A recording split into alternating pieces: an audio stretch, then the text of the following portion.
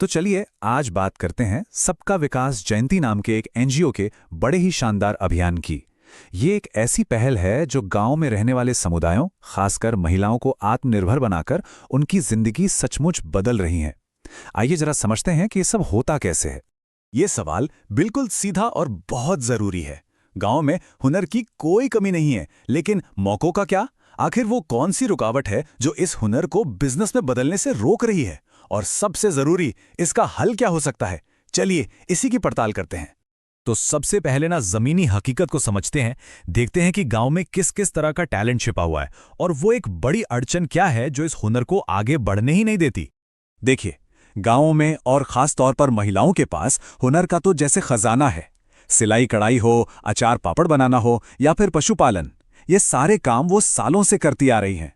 लेकिन अक्सर होता क्या है कि ये हुनर घर की चार दीवारी तक ही सिमट कर रह जाता है, एक बड़ा मौका बन ही नहीं पाता। तो हुनर भी है, काम करने का आइडिया भी है, लेकिन फिर भी एक बहुत बड़ी दीवार सामने आ जाती है और वो है पैसे की कमी। किसी भी छोटे से छोटे काम को शुरू करने के लिए जो शुरुआती पूंजी चाहिए होती है वही नहीं मिल पाती। और सच पूछिए तो यही सबसे बड़ी रुकावट है। तो भाई, इस पैसे वाली समस्या का हल क्या है? इसका जवाब ना एक बहुत ही सरल और मजबूत मॉडल में छिपा है।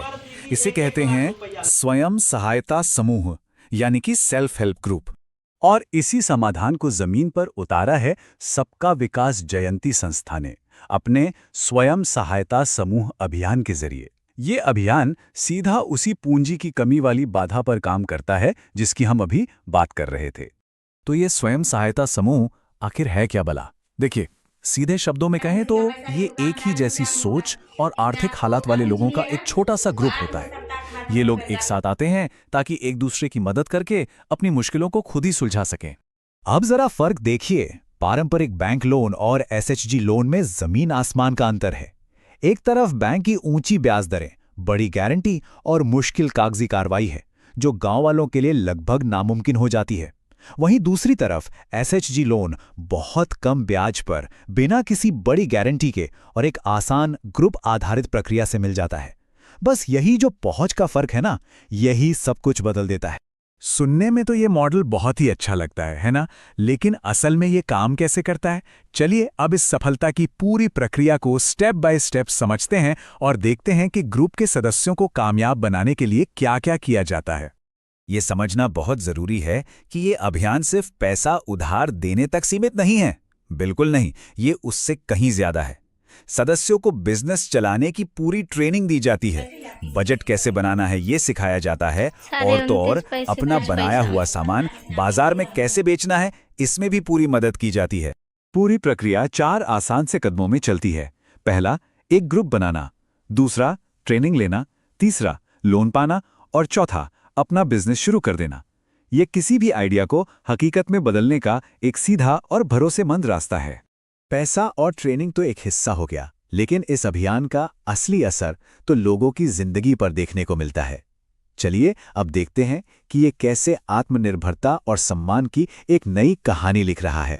इस अभियान से कई छोटे लेकिन बेहद सफल बिजनेस खड़े हुए हैं।